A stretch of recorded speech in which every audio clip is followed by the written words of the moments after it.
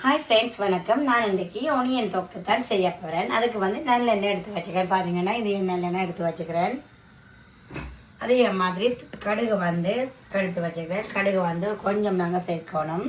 அதே மாதிரி நச்சீரகம் ஒரு 1/4 டீஸ்பூன் ஓகே. மல்லியும் 1/4 டீஸ்பூன். உளுந்து ஒரு மேசக்கரண்டி. வெந்தயம் 1/4 டீஸ்பூன். என்னால் கூட வெந்தயம் நீங்கள் சேர்த்திங்கன்னா கைக்கிற மாதிரி போயிடும். அப்போ கொஞ்சமாக சேர்க்கணும்.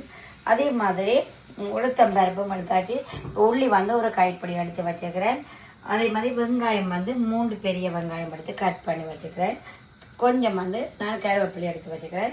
மிளகாய் ஒரு 10 to 15 மிளகாய். அதே மாதிரி ஒரு அரை நெல்லிக்காய் சைஸ் அளவு புளி எடுத்தோம்னா ஓகே. இப்போ எல்லாத்தையும் வதக்கிட்டு இப்போ செய்முறைக்குள்ள போவோம். இப்போ பார்த்தீங்கன்னா நான் ஒரு 3 மேசக்கரண்டி நல்லெண்ணெய் சேர்க்கிறேன். இப்போ பார்த்தீங்கன்னா நான் கடுகு கொஞ்சமாக செய்யுங்க, எனக்கு தேவையில்லை. அதே மாதிரி நச்சீரகம், உளுத்தம்பருப்பு, வெந்தயம், மல்லி எல்லாத்தையும் சேர்த்துருக்கேன். அதோட சேர்த்து உளுத்தம்பருப்பும் சேர்த்துருக்கிறேன். கடுகு நான் கொஞ்சமாக தான் எடுக்கணும். அதே மாதிரி இதில் நான் வெங்காயத்தை சேர்க்க போகிறேன்.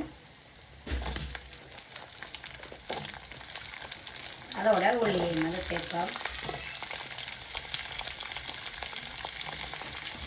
இப்போ பார்த்தீங்கன்னா இதோட சேர்த்து நான் சித்தல் மிளகாய் உங்களோட உரைப்புக்கு ஏற்ற மாதிரி நீங்கள் எடுத்தீங்கன்னா ஓகே. ஒரு 10 to 15 வரைக்கும் நாங்கள் எடுக்கலாம். இப்போ அதை எல்லாத்தையும் நல்ல வடிவாக மிக்ஸ் பண்ணுவோம். இது கூட வதங்க விடணுமா இல்லை. அந்த வெங்காயம் பார்த்தீங்கன்னா கண்ணாடி பதத்துக்கு வந்தால் ஓகே.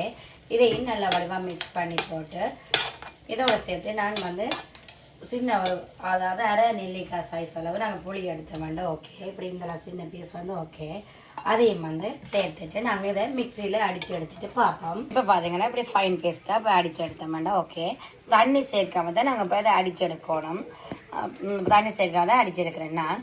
இப்போ பார்த்தீங்கன்னா இனி தாளிப்போம். இப்போ பார்த்தீங்கன்னா அரை டீஸ்பூன் கடுகு சேர்க்கிறேன். அதே மாதிரி 1/4 டீஸ்பூன் நான் வெந்தயம் சேர்க்கிறேன். வெந்தயம் கணக்கு இருக்கக்கூடாது, என்ன கைக்கிற மாதிரி இருக்கும். பார்த்தீங்கன்னா கருவேப்பிலையும் சேர்க்கிறேன் கொஞ்சம். இதையும் நல்ல வரைக்கும் மிக்ஸ் பண்ணிடுவோம். பார்த்தீங்கன்னா அந்த தாளிச்சதுலேயே நான் இது எல்லாத்தையுமே ஆட் பண்ணுறேன். அடித்தது எல்லாம் இதையும் அதை நல்ல வடிவாக போய் நாங்கள் மிக்ஸ் பண்ணி எடுக்கணும். இப்போ பார்த்தீங்கன்னா நான் ஒனியன் தொக்கும் அதாவது வெங்காய தொக்கும் ஆல்ரெடி சாம்பார் நான் அப்லோட் பண்ணிக்கிறேன். அதில் அப்லோட் பண்ணிடல. முருங்கைக்காய் பருப்பதில் எல்லாம் போட்டு சாம்பார் செய்திருக்கிறேன். இப்போ பார்த்தீங்கன்னா தோசையும் ரெடியாக இருக்குது. பார்த்தீங்கன்னா தெரியும். இதுதான் இன்றைய டின்னர். இதே மாதிரி நீங்களும் ட்ரை பண்ணி பாருங்க. நார்மலாகவே எல்லாருமே செய்வீங்க. பிகினர்ஸுக்காக வேண்டி தான் நான் சொல்கிறேன். இதே மாதிரி ட்ரை பண்ணி பார்த்துட்டு என்னென்று சொல்லி கமெண்ட் பண்ணுங்க. அதே மாதிரி என்னுடைய வீடியோ உங்களுடைய நேரத்தை ஒதுக்கி பார்த்துட்டு இருக்கிற என்னுடைய உறவுகள் எல்லோருக்குமே என் மனசார சொல்கிறேன். Thank you so much.